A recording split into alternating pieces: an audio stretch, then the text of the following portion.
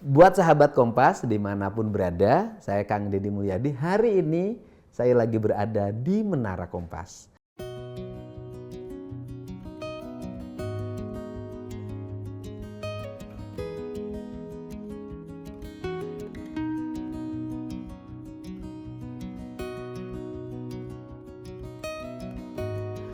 Ya, tantangan utama di Jawa Barat kan bisa dilihat dari statistik yang ada pada saat ini. Yang pertama, di Jawa Barat tuh disparitas antara kaya dan miskinnya sangat jauh, menganga jurangnya.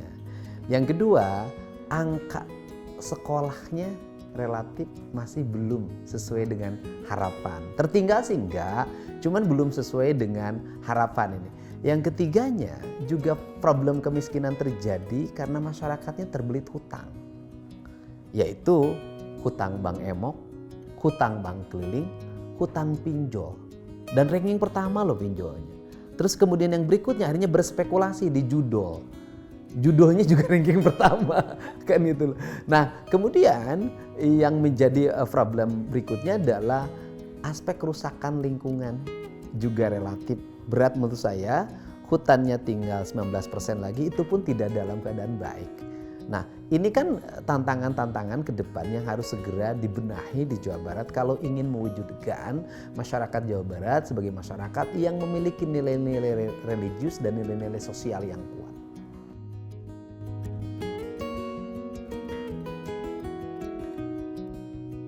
Yang pertama harus kita benahi tata ruang. Ini kan problem tata ruang itu berdampak pada tata kelola pertanian kita. Kenapa berdampak pada tata kelola? Seringkali kita tidak bisa meletakkan tata ruang pembangunan dengan baik. Misalnya begini, ini arealnya areal pertanian. Kemudian ini dipotong menjadi kawasan pemukiman. Apa yang terjadi? Aliran airnya udah nggak bisa lewat. Akibatnya dia bertanam padinya menurun dari setahun 2 kali menjadi 1 tahun sekali menjadi sawah geluduk. Nah, kemudian yang kedua budaya pertanian. Nah, hari ini petani selalu diidentikan dengan orang-orang yang kotor bajunya, orang-orang terbelakang. Padahal kalau dibangun branding, pertanian memiliki basic pada pendidikan. Atau pendidikan memiliki basic pertanian, tinggal dibolak-balik kalimatnya. Di mana anak-anak sekolah itu dididik memahami pertanian secara utuh bagi mereka yang punya basic pertanian lingkungannya. Kalau industri ya basic industri, kalau kelautan basicnya kelautan, kalau kehutanan basicnya kehutanan. Kalau industri kreatif basicnya industri kreatif. Kemudian diarahkan itu menjadi sistem pembelajaran di sekolah. Saya berikan contoh. Dia punya anak ini memiliki 1 petak sawah. Orang tuanya. 1 petak sawahnya misalnya 10 dikali 15 meter. Maka pelajaran matematikanya di sekolah itu harus diarahin pada itu. Berapa luas sawahmu nak? Sehingga anak itu pergi ke sawah, ngukur. Setelah ngukur, setelah itu berapa? Setelah luasnya ditemukan, maka pertanyaan berikutnya pada anakmu. Ketika ibumu menanam padi, dalam 3 batang padi yang ditanam, kemudian berapa jaraknya 25 cm ke 30 cm karena saya petani, berapa rumpun yang dihasilkan dari ruas sawah ibu? Itu pertanyaan bulan berikutnya loh. Kemudian pertanyaan bulan berikutnya ditambah lagi, anak itu kan harus meneliti. Dari 5 batang padi yang ditanam menghasilkan berapa rumpun dalam waktu 1 bulan berkembang. Kemudian 1 rumpun itu menghasilkan berapa. Kemudian ada berapa rumpun semuanya dikalikan. Nanti pada bulan ketiga ditambah lagi, pertanyaannya adalah 1 batang padi menghasilkan berapa bulir padi. 1 rumpun menghasilkan berapa. Nah kemudian pertanyaan itu selama 4 bulan itu pelajaran matematika tidak cukup untuk menampung seluruh pertanyaan. Ada 2 hal di situ yang akan dicapai. Yang pertama kemampuan akademik di bidang matematika. Yang kedua adalah keterikatan anak itu pada lingkungan, pada sawahnya. Sehingga dalam dirinya ke depan tidak ada keinginan untuk menjualnya. Nah setelah itu intervensi pelajaran biologi. Pelajaran biologi bagian pertanyaannya adalah sawah ibumu ketika ditanam tanahnya unsurnya apa saja. Nah kemudian ketika unsurnya apa saja berikutnya adalah sekolahnya nyiapin tuh berapa unsur haranya yang masih tersisa. Kalau unsur haranya di bawah 5, apa yang mesti dilakukan oleh ibumu? Lahirlah nanti pupuk kandang, lahirlah pupuk hijau, lahirlah anak-anak di sekolah itu pelajaran biologinya adalah membuat pupuk organik. Kemudian setelah itu masuk juga pengetahuan engineer. Dibuatlah di sekolah pembelajaran bagaimana bikin semprotan, bagaimana bikin drone, bagaimana bikin mesin pertanian. Itu didorong. Setelah itu di situ nanti dia punya industri hulu. Industri hulunya adalah peternakan. Peternakan lagi dibagi pelajaran lagi. Ruas kandang kambingmu ukuran berapa, panjang berapa, lebar berapa. Kemudian kaki kambingmu berapa sentimeter.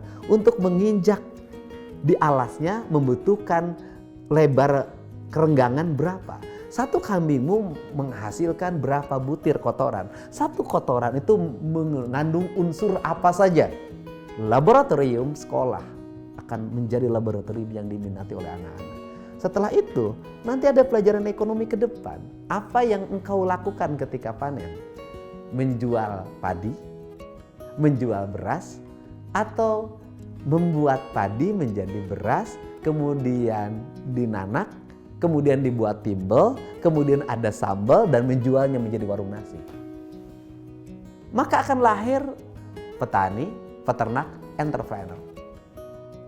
Nah sekolah di kita kan nggak ngerti matematika ini arahnya kemana, biologi kemana, fisikanya kemana. Saya tahu waktu SMP pelajaran biologi bedah katak aja kerjanya. Gitu loh. Nah terus kemudian percobaan nanam kecambah. Nah kan itu pelajarannya. Coba sekolah itu mulai merumuskan pada itu. Sehingga anak-anak itu nanti tidak akan, karena tantangan bagi anak Jawa Barat ada 2 loh. 1, anak-anaknya gila HP, 2 gila motor. Dan itu merambah pada siapa? Anak-anak berpenghasilan ekonomi menengah ke bawah. Sehingga orang tua yang berpenghasilan ekonomi menengah ke bawah punya hutang apa? 1 punya hutang kredit HP, 2 punya hutang kredit motor. Dibayarnya dari mana? Pinjol dan bank keliling. Saya nemuin kasus itu hampir tiap tempat dan jumlahnya sangat banyak. Anak-anaknya menghabiskan waktu untuk apa? Main HP dan main motor.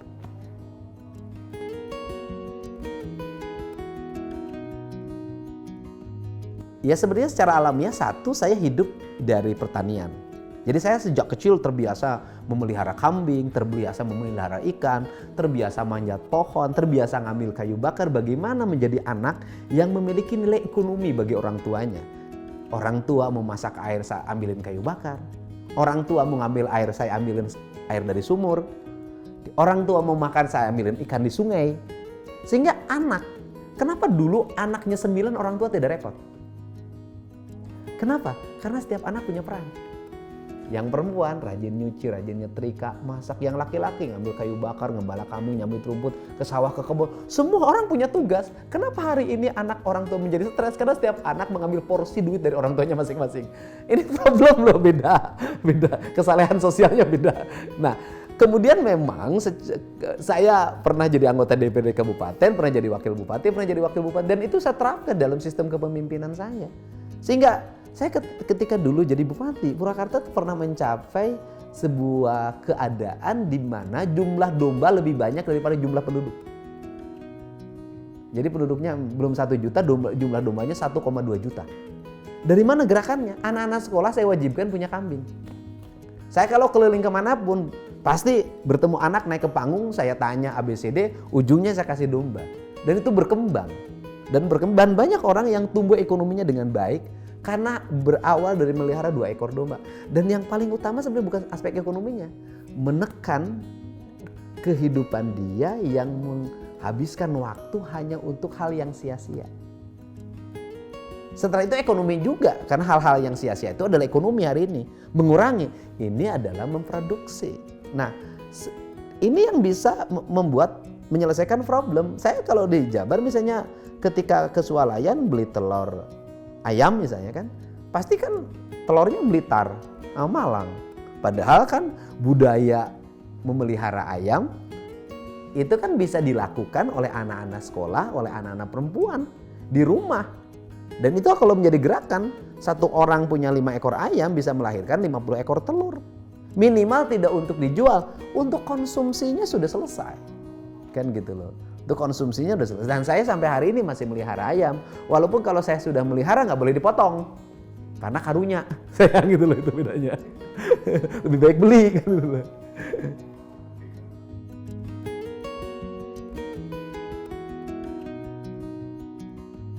Saya pernah jadi bupati yang investasinya paling tinggi.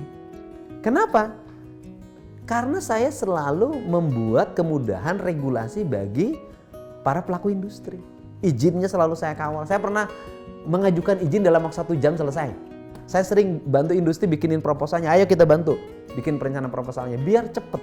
Nah, di kita ini masih ada loh, hari ini teman saya pernah ngeluh setahun gak kelar-kelar UKL UPL. Padahal dia mau investasi. Nah, ini harus saya kawal tuh yang pertama.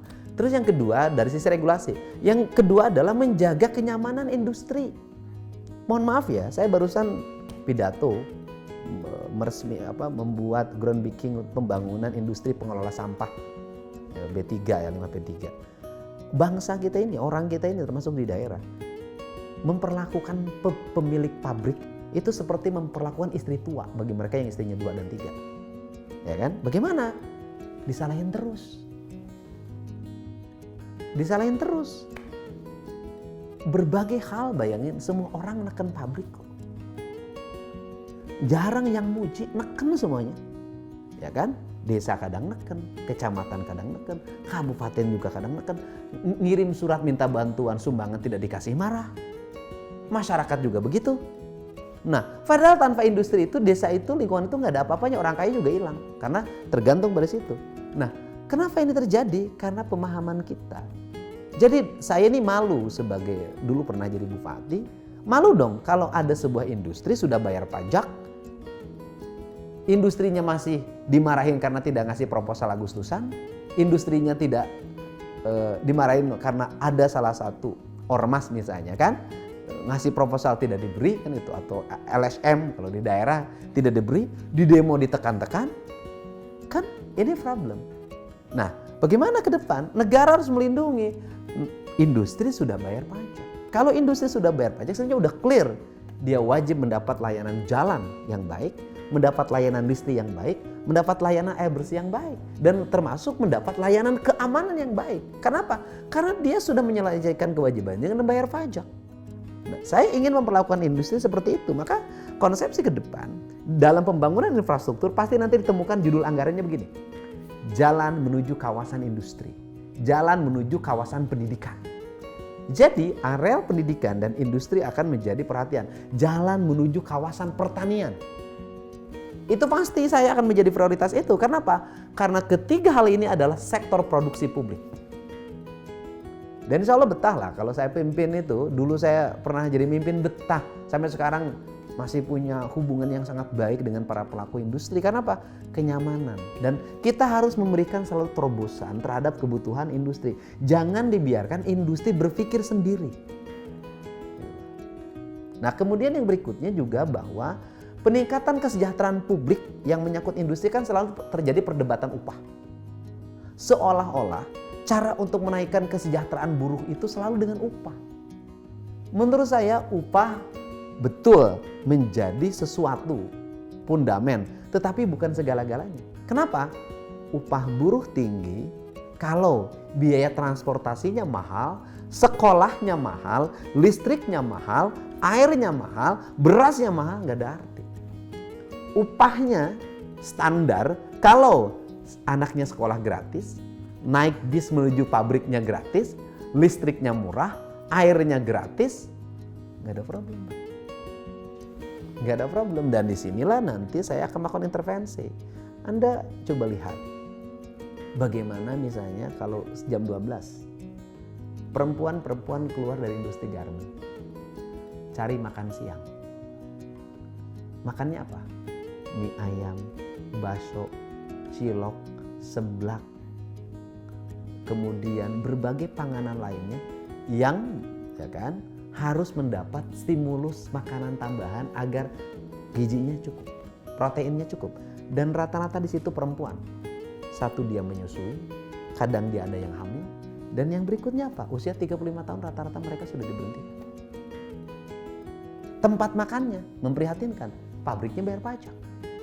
Saya nanti tidak akan membiarkan itu. Saya pasti menyiapkan rest area. Saya menyiapkan tempat untuk penitipan bayi. Saya akan menyiapkan pengasuh bagi anak-anaknya. Kenapa? Saya tidak akan membiarkan anak-anak Jawa Barat di usia balita bertemu dengan ibunya hanya jam 10 malam sampai jam 5 pagi. Dia harus mendapat sentuhan kasih sayang. Fungsi pajak yang dibayarkan itu harus diarahkan pada upaya layanan masyarakat dan termasuk para pelaku bisnis dan termasuk juga para karyawan harus mendapat pelindungan yang baik. Terus kemudian bagaimana ke depan? Kawasan industri itu nanti areal perumahan pemukimannya harus di dalam industri. Kalau bila perlu pemerintah provinsi bekerja sama dengan pengelola kawasan industri atau REI, kita bangun aja apartemen-apartemen di kawasan industri sehingga mereka tinggal di situ, kemudian bekerja di situ, nanti ke industrinya cukup pakai sepeda. Kan itu diperlukan kerangka tata ruang yang baik, perencanaan pembangunan yang matang, dan yang berikutnya adalah integrasi. Pemerintah pusat, provinsi, kabupaten, kota, sampai desa, satu kesatuan, visi, misi, dan pengelolaan. Dan tugas gubernur itu ada dua. Satu, dia adalah dipilih oleh publik, maka dia menjadi pejabat publik. Kemudian yang berikutnya juga dia adalah perwakilan pemerintah pusat. Maka dia harus punya kapasitas. Itu kata orang Sunda begini, dia kaluhur kudu sirungan karena kudu akar. Apa artinya? Ke bawah dia harus mengakar pada masyarakat, ada trust kepercayaan dari masyarakat. Ke atas dia juga harus punya trust kepercayaan dari presiden dan para menteri.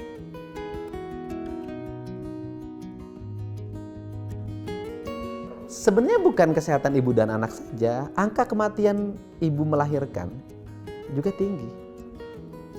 Anak yang gagal dilahirkan juga tinggi Jawa Barat. Problemnya di mana sih? Problemnya adalah gini, coba bayangkan kalau kita pergi ke Hasan Sadikin, itu sudah persis kayak stadion Persib. Jumlah pasiennya puluhan ribu dalam setiap hari, ruang parkirnya terbatas. Saya kalau ke situ stres saya. Apa sih problemnya? Pemerintahnya tidak concern dalam membangun unit-unit layanan di tingkat puskesmas. Setelah itu, setelah di tingkat puskesmas, buatlah puskesmas rawat inap dengan kelengkapan yang memadai. Setelah itu, dia harus membuat unit-unit layanan di rumah sakit pemerintah daerah. Nggak usah provinsi bikin rumah sakit. Sudah aja di rumah sakit daerah di-upgrade kualifikasinya, kelasnya. Kemudian di situ bikinlah ruang layanan yang memiliki spesifikasi. Misalnya untuk lahiran, penanganan kanker, gagal ginjal, jantung, dan berbagai problem kesehatan lainnya. Kemudian di setiap wilayah dikasih ikon. Misalnya gini, rumah sakit Tasik itu spesifikasinya kanker. Rumah sakit di Pangandaran spesifikasinya jantung. Rumah sakit di Garut spesifikasinya bedah saraf. Dari mana tenaganya? Dokter-dokter yang sudah mengabdi dengan lillahi ta'ala selama ini dengan gaji yang rendah misalnya, mau ASN mau tidak ASN, sekolahkan oleh pemerintah provinsi spesialis. Karena Jawa Barat itu butuh dua. Satu dokter spesialis, dua engineer. Nah maka pemerintah provinsi harus menyeleksi anak-anak di Jawa Barat untuk sekolah engineer. Saya nyebutnya adalah punya program 10.000 manajer baru di Jawa Barat. Caranya bagaimana? Pola pendidikannya rubah. Dia kuliah di ITB, di KEM, kerjasama dengan Kodam atau Polda. Dia memiliki pendidikan kenegaraan, bela negara, tapi statusnya masih ITB. Itu dilakukan oleh Pak Prabowo lewat Unhan. Kita bisa juga, dia kuliah di ITB, kuliah di Unpad, dimanapun, tapi dia pulangnya basicnya ke base asrama, besok paginya kuliah. Dia dibangun standarisasi wawasan kebangsaan yang kuat, intelektualnya dibangun lewat perguruan tinggi dengan kebebasan berpikir.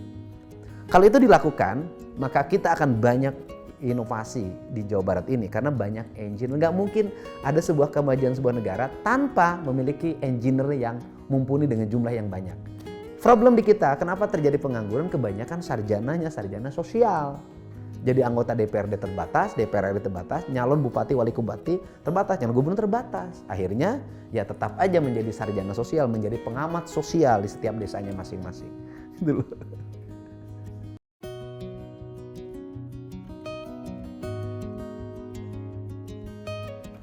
Itu yang disebut integrasi pendidikan.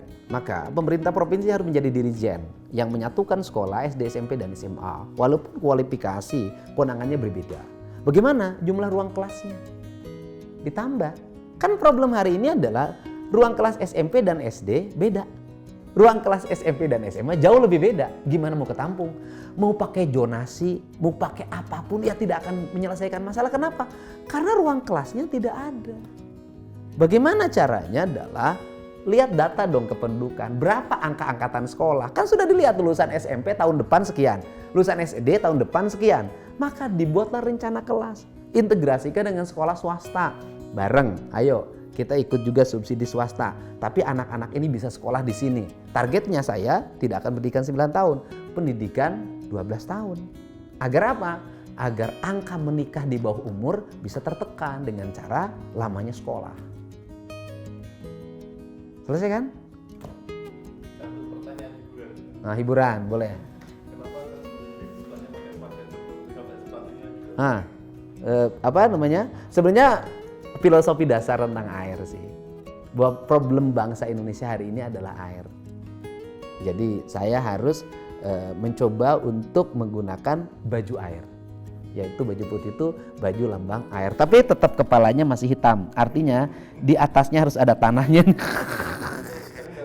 Sebagai sumber air. Nggak usah lah, gini aja.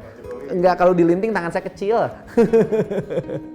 Kalau sudah ke menara artinya sudah sampai ke puncak. Semoga dari Menara Kompas kita bisa membangun Menara Kujang di Bogor dan menara-menara lainnya di seluruh Provinsi Jawa Barat.